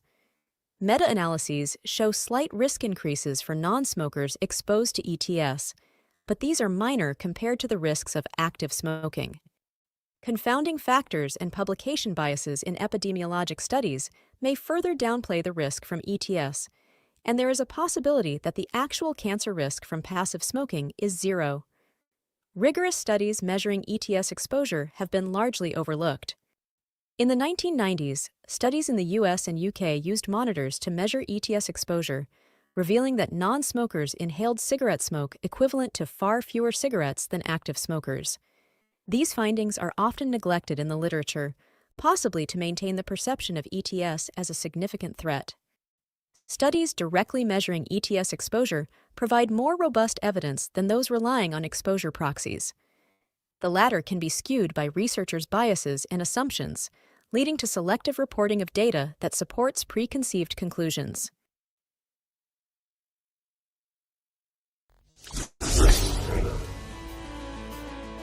Good morning. Rise in freedom. I'm Austin Peterson. You're watching and listening to the Wake Up America show on the 4 Liberty Network. It's exciting to see how big we get over on X. Even the Bitcoin boys are kind of scared of us this morning. Well, maybe not. There's 5,000 live people watching the moon this morning. And you know what? Let's give them a congratulations. They've earned it. They're talking about Bitcoin over on X, and they got 5,000 viewers. Respect. But we're number 2. 2,800 people, that is. We're like more than double the next person down. I'm not trying to cast any shade. It just feels good to win, you know? A liberty message can't win on Meta. As I played for you earlier, you can hear from their software engineers that shows like these, opinions like these, you say something about Kamala Harris that's not good. You know, thank God for James O'Keefe. If we didn't, he confirms what we already knew. Messages like these don't play well with others from Silicon Valley and big tech. But if you love the Wake Up America show, you love our message, and you love what we're talking about here on the show, like many of you I can tell absolutely do, make sure you come back and join us 5 days a week on X or on Rumble or on Locals. Tonight, it's Liberty Tonight, starring Brian Piotr, the launch of a brand new show, Liberty Tonight, 9 to 11 p.m. Central Time. But you cannot have your pudding until you eat your meat. Culturama, 7 to 9 p.m. Central Time. Daniela Pensack is the hostess with the most. Live right now. Beetlejuice. Good morning. How are you, Daniela? Good morning, Austin. Thank you for having me. I'm feeling just great. Yeah, briefly, just tell us what did you think after your show? Did you get a little bit of feedback? I thought people really enjoyed it. I got a lot of feedback. It was actually wonderful to see all the support that I've received. I did not receive any Groyper hate yet so far, even though I talked about Nick Fuentes, so that was wonderful. Mm-hmm. And the show went pleasantly well. I'm still kind of learning the ropes, so I hope people stay patient with me as I proceed along, but I have good feelings about Culturama. We've already sold products from the show, so I just expect it to grow even more. Yeah, you need to Cecilia is going to be like your best friend because she bought your tote bag this morning actually. So a great strong start. Literally, we just had one episode. Yeah, you had one episode and you've sold 3 mugs, a tote bag, and an Adidas hoodie. So congrats on that. That's great. And we're really happy to see your success so far, Danny. We're looking forward to seeing Culturama tonight. You follow culture. Your mission is taking back tomorrow today. Let's talk about what that means. Victoria's Secret, no fashion show for a little while. They didn't want to look at the male gaze. They bring back the fashion show, and they put Chumbawamba up there right next to, well, I guess Victoria's Secret is that she's a man, baby. That's Victoria's Secret. I don't know if you saw the Daily Wire's meme about this, but the Daily Wire this morning posted a meme about, oh, this is Victoria's Secret. It was quite funny. But yes, this is Victoria's Secret. Apparently Victoria is transgender. On the runway in New York on Tuesday, they had 2 biological males, 2 transgender individuals walking the runway. They kind of look like men if you look at the pictures. And they do not look like the classically beautiful, curvaceous Victoria's Secret models that we are so used to over the years. And this has sparked some conversation as to whether or not this is even supposed to be the case, if they should have transgender models appear. And one of the models, I don't remember their names, they escape me right now, but one of the models had stated that they are so excited for this opportunity and they're excited for Victoria's Secret for doing this because it's showing the world how transgender individuals are exceptional and beautiful. And so they're signaling that to consumers. And, whatever you may think of transgender models, they certainly are exceptional, beautiful. I suppose it just depends on the person, right? There are some passing transgender individuals that look just like a woman, that's absolutely sure. But having this to be the norm, which I'm afraid of, and I think a lot of Americans are afraid of, is a major concern, I believe. Why is it a major concern? Well, because for the most part, and this is something I've written about extensively before, is that I think that progressives, and I think this ideological capture, also what you've mentioned already earlier in today's show, is that they are trying to subvert our idea of what classical beauty is and of the ideal human form. And what I mean by that is that I think the traditional idea of feminine beauty, and I'll talk about this on my show later tonight if you guys want a more in-depth conversation about it, but I think there is a overall consciousness and overall understanding of what the ideal female feminine form is and what the ideal masculine form is. And I think it's good culturally, socially to pertain and to maintain those viewpoints. And so what I see left right now, which is very concerning, is that they're trying to conflate masculinity and femininity, not just in terms of our social roles, which is a different conversation to be had, but it's also our conception of it in the physical form. And I find that quite concerning because it's basically trying to conflate masculine and feminine, also ugliness and beauty. And so what I'm starting to see now in these Victoria's Secret models and what the campaigns that could be moving forward is that they're trying to subvert. It's almost like it's a demoralization campaign, so to speak, which are trying to just reinvent our conceptualizations of what the ideal human form even is. Why though? Why demoralization? Like what happens? Let's say the left is making us feel demoralized because as men, we no longer can gaze upon the female form without feeling a deep sense of shame and regret. It used to be that in the 80s and 90s that women would walk out with their we used to say that the women were taking the sweater puppies for a walk, or you would go and we had all these slang and terminology. We were so excited for spring because those were the days when women were walking out with their breasts, their bosoms mostly exposed, and therefore we felt Well, I guess a sense of I don't know, pride, excitement, right? Like that we felt a sense of masculinity, right? Because we could appreciate a woman's breast. Now we're being told that we need to appreciate another man's penis. I mean, so what is this doing to us psychologically in the change from the 80s and 90s Budweiser commercials with the actual women with their breasts out? How is this a demoralization campaign, Daniela? So I think it's multifaceted, Austin. I cannot say like who exactly is pulling the strings here and who's running the demoralization campaign and whether, it's just a Democratic Party or the progressives in general. But what I think the intention is primarily is that in a way, what you're hinting at is that they are trying to kind of desexualize us. And I think that's a major component of it. I also think they're trying to confuse us. I think as what you've seen in history with other demoralization campaigns, similarly what you've seen in the Soviet Union and so forth, is that they're trying to debase their main populace. They're trying to confuse us in insert almost like an idea of chaos in our lifestyles, in our conceptualizations of what humans should be. And in a way, it is kind of like pushing the envelope. We've always seen this. It's considered avant-garde, and humans will always find things that are avant-garde interesting. But at the same time, when you're trying to break down major institutions of what we look to find like a moral compass, our compass for our lifestyles, it leads into a certain method of confusion or a certain idea of confusion in how we reorient ourselves in the universe and in the world. It's almost, but I also will agree with you. I think it's a desexualization campaign. And you kind of saw this. And I remember there was a conversation online on 2014, 2015, even 2016, where people were saying that, or there was a psyop going around. I think it was a psyop. They were saying that men are basically evil for not wanting to sleep with transgender individuals, men posing as women. They were saying they were sexist for doing that. I don't know if it's a talking point so much anymore, but I remember listening to these talking points online like 2015. You had these major transgender YouTubers saying that men are sexist and they were vilifying straight men for not wanting to sleep with transgender women or biological males. And it's just so odd to me because obviously it's not even a matter of preference. It's like this sexuality, right? And so again, I haven't seen that talking point be reintroduced. I think it's going to come back again, I'm pretty sure, unless it's already frequent. But they're trying to break down our conceptions of what's normal.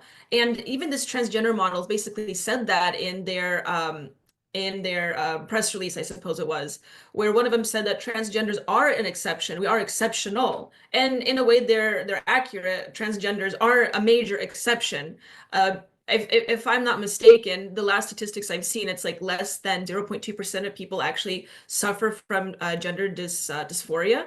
So it's very exceptionally rare, but yet somehow we're trying to insert this in our advertising and in our movies and our media that this is a commonplace thing when it really isn't.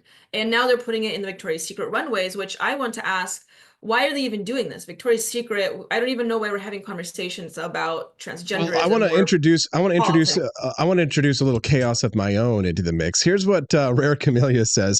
Women walking around with their boobs out has not always been the norm. You could even say that normalizing that set the stage for what we have now. Women who let it all hang out have no mystery.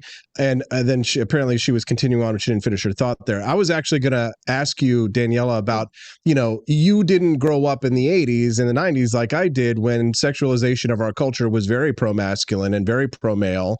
And eventually throughout the 80s and 90s, they started getting rid of it, shaming men socially for finding normal, healthy women attractive, talking about them the way that men do in locker rooms, right? Oh, that's locker room talk. That became a part of the zeitgeist of discussion throughout the Trump years. Grab her by the you-know-what, right? So is there a toxic masculinity, right? The left tries to paint everything with a toxic masculinity, but Camellia sort of seems to be implying to an extent that there must be some toxic masculinity if women are not having their boobs out has always been the norm.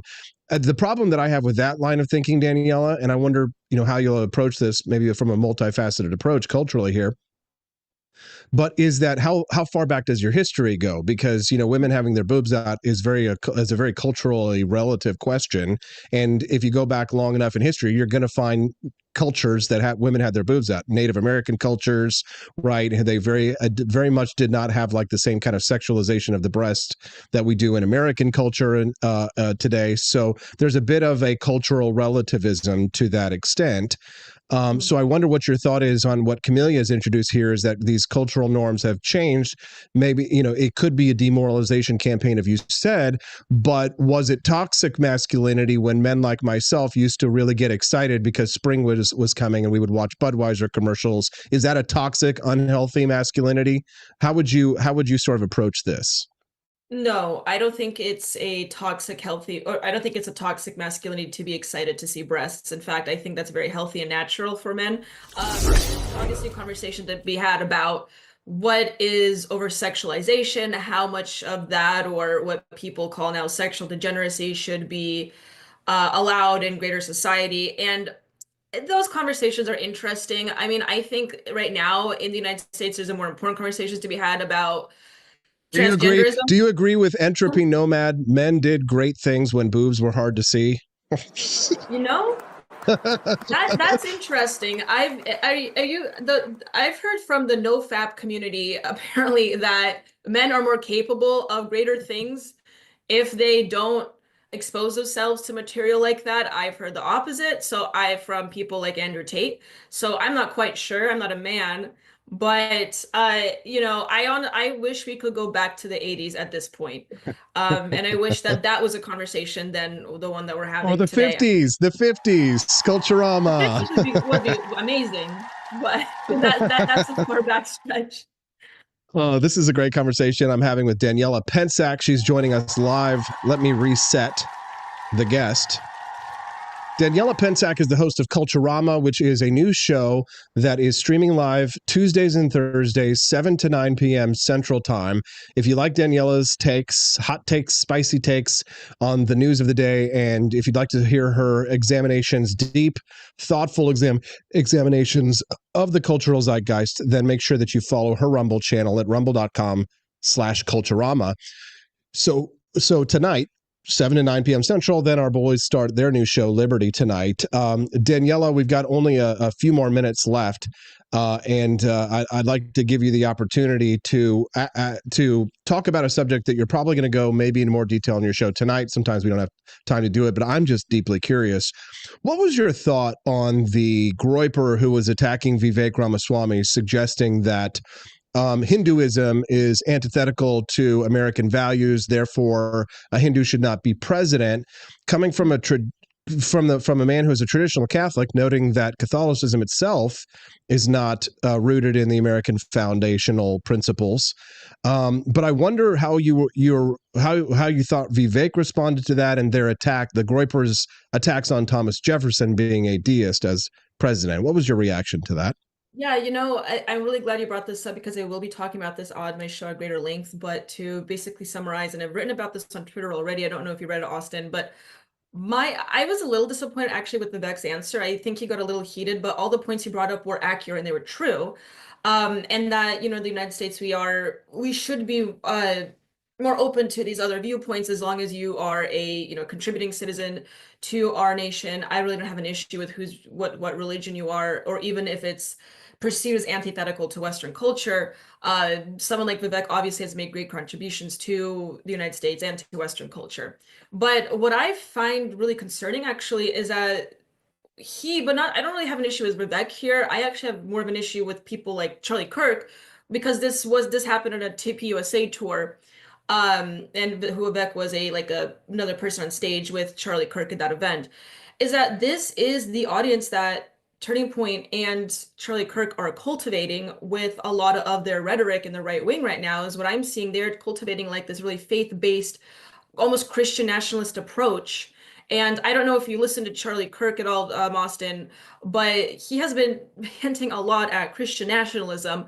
And he's trying to kind of shift the Overton window, so to speak, in the right wing towards that and other people like him of his ilk within the greater culture war right wing movement.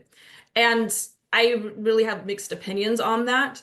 I can understand the rhetoric, but this is a kind of people that they are going to cultivate, and so they kind of have to contend with these things. I want to hear more. I definitely want to hear more about that tonight, Daniela. But very briefly before we go, can you tell us your thoughts on the Groypers' attacks on Thomas Jefferson as being an enemy of Christianity? It's absolutely ridiculous. I don't agree with that guy's rhetoric at all. It was also, but at the same time, if I was Vivek, I wouldn't have even invoked Thomas Jefferson because I know the kind of people these are. These people hate Thomas Jefferson. You know, they are proud Hamiltonians as far as I'm aware, or there seems to be like this divide in the cultural right wing right now about that. But obviously, I don't agree with him whatsoever on what this Groyper has said. It's quite foolish, actually. Well, it's fascinating that they're this America First movement that hates the guy who basically created America. Daniela, I got to run, but I'm so thankful you have your own show because now I get to hang out with you tonight. Your show, which you're starring in, Culturama, 7 p.m. Central Time. I'm going to be there with popcorn and the baby on my lap watching the show to cheer you on. And I can't wait to hear all your deeper thoughts on that subject and more. Is there anything else that you want to share or plug before we let you go, Daniela? Just going to plug my show, Culturama. Watch it today, 7 to 9 Central on Rumble or other streaming platforms, here on X as well. I'm excited to see. I think I was number 3 last time, if I'm not mistaken. Number 4, number 3. Yeah. Streaming on X. So that was really exciting. Also, just follow me on Twitter at Pensec Daniela if you want some of my cultural critiques on there as well. There you go. Daniela Pensec. Thanks for getting up early, too. We appreciate that very much, and have a wonderful day. That's the hostess with the mostess of Culturama. Now the show has ended. Thank you guys very much. Don't be too sad because guess what? Tomorrow's Freedom Family Friday. You get me and Steffi and little baby Hazel tomorrow morning. Sweet baby Hazel. And there's a lot to say about all these topics that we've talked about this morning, and we just don't have all the time that we need to be able to go through all of the news stories. I wish we did. I have like 7 or 8 clips. We could go down all these rabbit holes, but frankly, that's why I launched 2 new shows, because you got, 4 more hours of content coming out of me today? 2 hours this morning, 2 hours, 4 hours tonight. That's 6 hours of live streaming on Thursdays. Who'd have thunk? If I get rich, I'm going to make so many cool documentaries and movies. You guys, it's going to blow your mind. Let's do it. Let's make all these shows successful. Let's make forlibernetwork.com the place for the reawakening and the reinvigorating of the American ideals, as Thomas Jefferson penned in the Declaration of Independence. Thomas Jefferson, the Groypers say, no, he's the enemy. No, sorry. Offense, but it sounds like some fucking commie gobbledygook. What do we do when we exit the theater during our shows, guys? What do? We exit through what? The Grift Shop? The Grift Shop, yes. For a limited time only, you can get your Dark MAGA hat, the Elon Musk Dark MAGA hat at forlibertyshop.com. The Culturama collection for Daniela's new show is available. See this pillow? It's cut out in the shape of an atom. If you buy the Culturama Dream Pillow, it comes to you in this form. With that price is delivered to your front door, by the way, includes shipping. A beautiful pillow in the shape of an atom with the lovely bombshell Daniela Pensec on it. That's Culturama custom pillows, cuffed beanies, mugs, candles. Cecilia unlocked the bonus content today. She got the Culturama canvas tote bag. You shop the entire collection. And of course, tonight, the big night for the boys, Liberty Tonight. Brian Piotr and King Libertarian. They've got an awesome Freedom Never Sleeps beer stein. We're going to make them their own Freedom Never Sleeps coffee. They've got hoodies, whiskey glasses, and their own mugs as well. So check them out over at forlibertyshop.com. Exit through the Grift Shop, guys. We'll see you guys here tomorrow on the Wake Up Show on the For Liberty Network. Yay.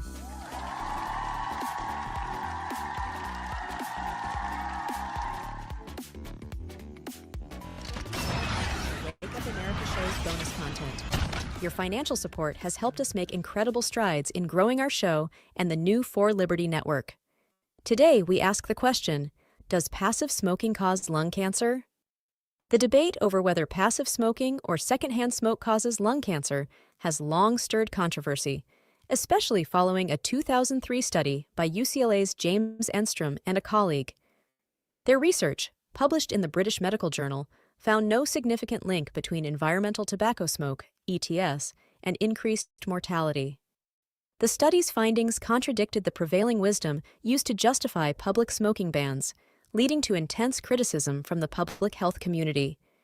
Critics failed to provide evidence of any errors in the study, highlighting how policy preferences can sometimes overshadow scientific debate.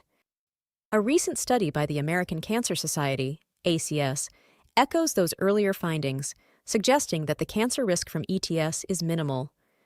The ACS researchers did not emphasize this result, possibly due to the settled public perception of ETS risks. Exposure to ETS is known to cause irritation and worsen respiratory conditions, but evaluating its lethality requires objective scrutiny of scientific evidence. Enstrom and his colleagues' work faced backlash, yet no fraud or significant errors were found to warrant a retraction.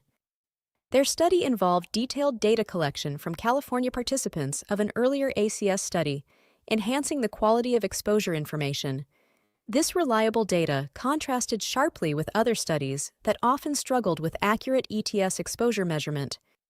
By comparing the risks of active and passive smoking, they demonstrated a clear association between active smoking and mortality, unlike ETS, which showed no significant mortality link.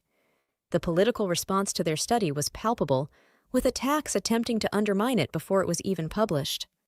Some accused the authors of being influenced by the tobacco industry, despite their extensive public health research background and a declaration disavowing industry involvement. The uproar they faced was unprecedented in their careers.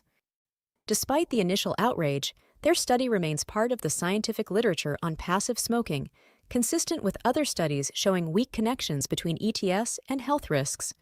The newer ACS study, published in 2021, reiterates these findings.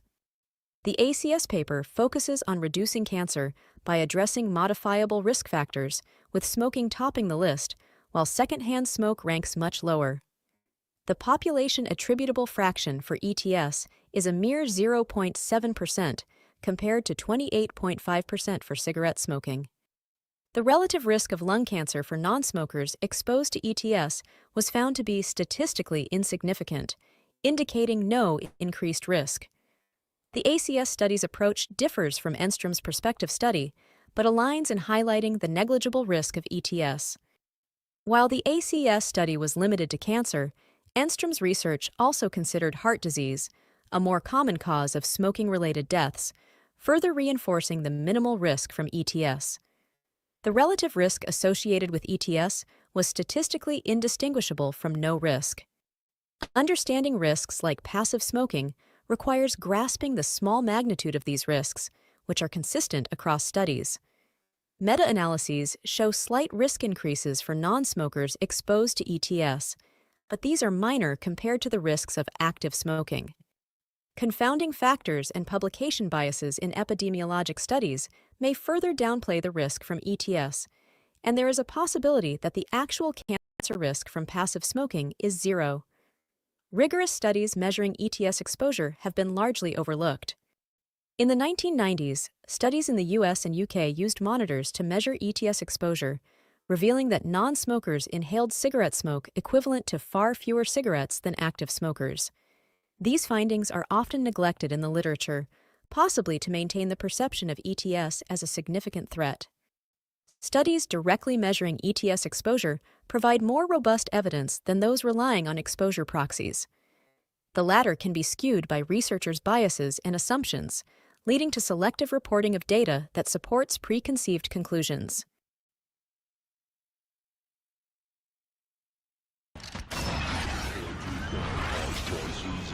Government, don't be a ghost of your former self this Halloween. We've got shirts that'll keep the ghouls and the government off your back. Inflation's scarier than any haunted house, but hey, why not turn it into a costume? Or how about our spooky government shirt? Guaranteed to spook anyone who's afraid of too much power. But if you're feeling real edgy, nothing says Halloween like our Michael Myers No Lives Matter shirt. Cause when it comes to big government, we all get slashed. At 4libertyshop.com, we believe in freedom, not fear. So grab your libertarian Halloween gear before the government takes an extra bite out of your wallet. Or your candy. 4libertyshop.com. Let's make Halloween tax-free.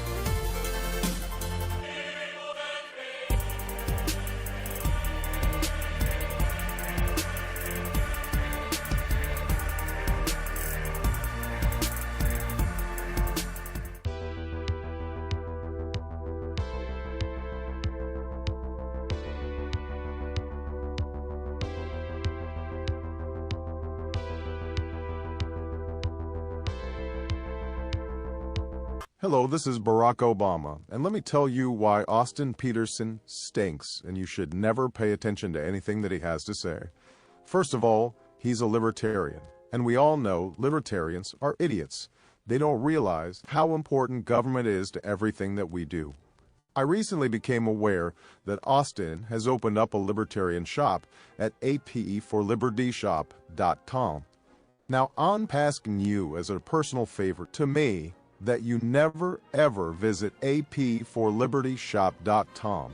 With all of the great Liberty merchandise there, the last thing that we need to do is to get people spreading this message around the country, because then they might start thinking that they don't need government. And that's the last thing that good Democrats like us want. So if you love democracy, like me, and hate freedom, then don't visit AP for Liberty Shop. Like I said, whatever you do, do not visit aporlibertyshop.com. I'm Barack Obama, and I approve this message.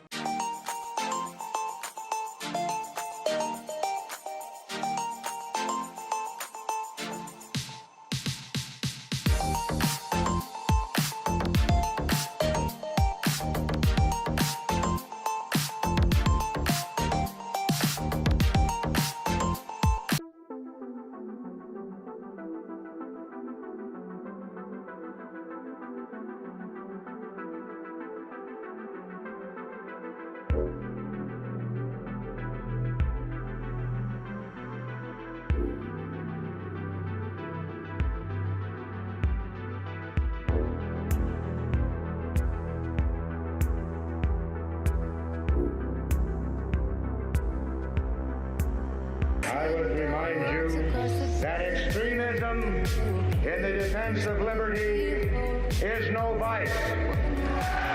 It is better to settle these matters in the courts than on the streets, and new laws are needed at every level. But law alone cannot make